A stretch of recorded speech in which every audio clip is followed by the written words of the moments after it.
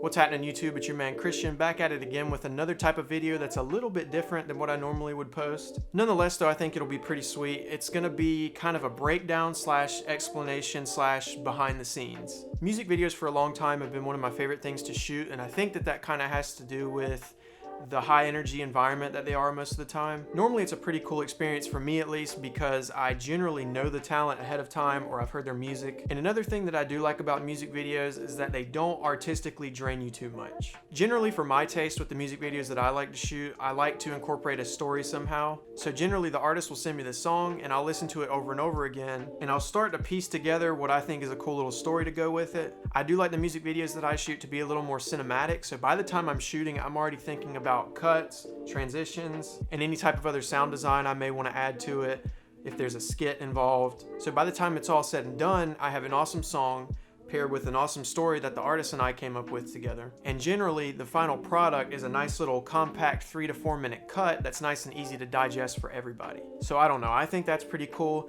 I tend to, as I'm sure a lot of other directors tend to, look at music videos the same as I would a short film. I like for the final product to have some sort of flow and easy story that the audience can understand and get involved in themselves while they're listening to this awesome song. So that brings us to the most recent music video that I shot about a week and a half ago for my boy Caustic.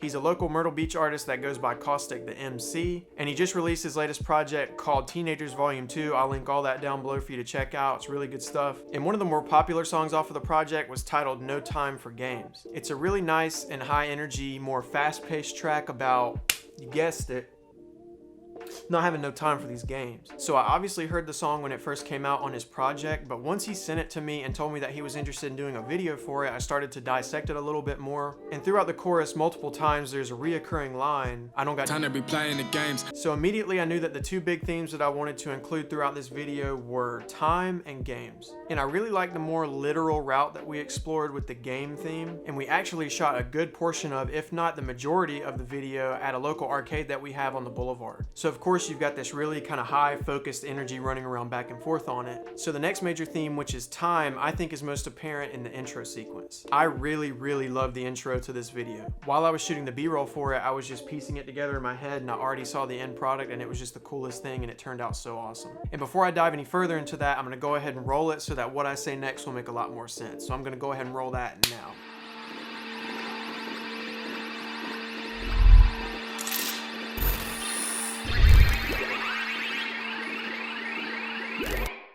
So I think you can probably tell a little bit why I like that sequence so much, and I really think that it captures the essence of time very well just because it seems so urgent and in the moment. You know, you've got the noises of the arcade echoing, you've got these glitchy RGB transitions, you've got these pulsating neon lights. And on top of all of that, you have his love interest thrown into the mix, which is this woman that he's flirting with throughout the video. He kind of hands her his phone, asking her for her number, and you kind of see a bunch of people in the background throughout the arcade and the different boardwalk shots. And I really do think it plays on that theme of time and urgency. Other than the arcade, some of my favorite shots happened on the boardwalk. One of the masters that we shot was actually on a ledge of the boardwalk where he just kind of sat down. It was more kind of arm movements, more of a chill kind of vibe. And those shots are some of my favorite cuts out of the whole thing just because of how cinematic it looks.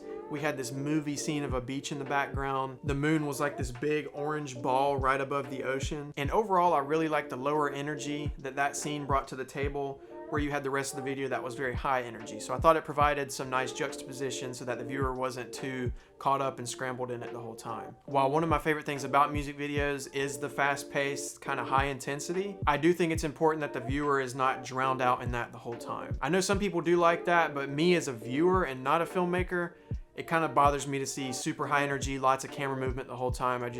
That's not really my style, and I get kind of lost in it, and my brain feels like it can't process it. I don't know if that makes any sense. But other than that, I think one of the most challenging shots that we had to get, and it was kind of the same way in the arcade, but on the boardwalk it was a lot harder because of just the sheer amount of people out there. So after I got that nice boardwalk ledge shot that I just mentioned, Caustic turns to Q and I and says, hey, I want to walk backwards against the grain with the sky wheel. It's this huge Ferris wheel on the boardwalk that we have in the background. and then he wanted me to have the gimbal walking forward while he walked backward against the crowd. And I do think it's one of those things that definitely paid off. I think it's definitely one of the most cinematic cuts out of the whole video.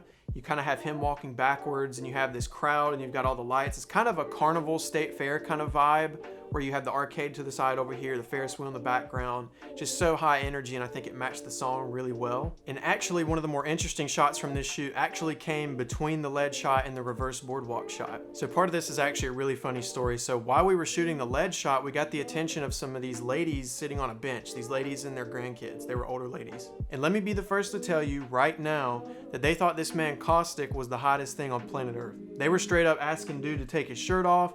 They were asking him to flex his biceps. They were so into it, and it was the funniest thing. And they were actually really nice and sweet ladies, which made the experience really fun and cool. But wait, there's more. As these ladies and their granddaughters were taking pictures with him, the kind of general boardwalk crowd started to see what was up, and they were like, oh, who's this? So it ended up turning into a literal line of people waiting to meet Caustic and take photos with him, and it was actually a really cool moment. As a filmmaker, I know the kind of gratifying and fulfilling feeling that comes from people wanting to know more about your work and taking an interest in it. So it was really awesome to watch as a bystander, and for Caustic, I'm sure it was awesome to get to talk to all these kids and take photos and videos with them and stuff. And he definitely got more fans out of it as well. Anybody that came up, we linked them to the Spotify and the Apple Music and all that. Another really strong point of this shoot that I actually enjoyed a lot was Caustic's confidence in front of the camera. As a director and filmmaker doing freelance work and photo shoots and whatnot, I often have to kind of push my talent to get the most out of them and kind of be like, hey, come on, give me some more, I know you got it. And it doesn't come from a place of hostility or annoyance or the fact that I'm bothered or anything like that. It's just that I know that you can do better and I want your product to be as best as it can possibly be. You really can't be over here saying like, I don't have time for these games and be a pushover. Overall, I really do think that that extra confidence and kind of bravado that he brought to the table really paid off in this shoot. Overall, I am very psyched on this video. I definitely think it's one of my higher points as far as music videos that I've made, and I just think it's one of my strongest works as a whole. I think it's one of my best instances of kind of weaving some underlying themes into the imagery and just creating a really nice, cohesive banger of a product. It's doing really well on YouTube. I think it's about to crack 1,000 views any day now, so go ahead and check that out. I'll definitely leave the link in the description below. I think that this was a cool moment for me as far as developing my storytelling abilities. That's something I've been trying to work on as a filmmaker lately.